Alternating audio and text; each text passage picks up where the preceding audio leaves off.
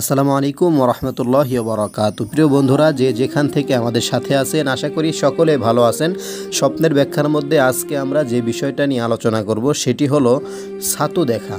স্বপ্নে যদি আপনি ছাতু দেখেন, এর ব্যাখ্যা কি হবে আমরা এই ভিডিওতে জানব। সকলে আমাদের চ্যানেলটি সাবস্ক্রাইব করে একটা লাইক কমেন্ট করে যাবেন। প্রিয় বন্ধুরা, হযরত মুহাম্মদ ইবনে সিরিন রাহমাতুল্লাহি আলাইহি বলেছেন, ছাতু খেতে দেখা ছাতু পরিমাণ দুঃখ কষ্ট ভোগ করবে।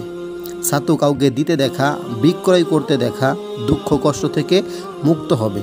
হযরত জাবের মাগরিবি রহমতুল্লাহি আলাইহি বলেছেন, নিজের নিকট ছাতু আছে, তা ঘর থেকে বাইরে ফেলে দিতেছে দেখা, তার থেকে খায়নি। অর্থাৎ ফেলে দেওয়ার সময় আপনি সেখান থেকে খান নাই।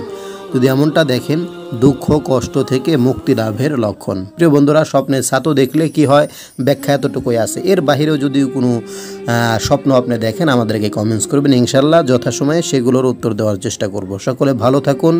আসসালামু আলাইকুম ওয়া রাহমাতুল্লাহি ওয়া বারাকাতুহু।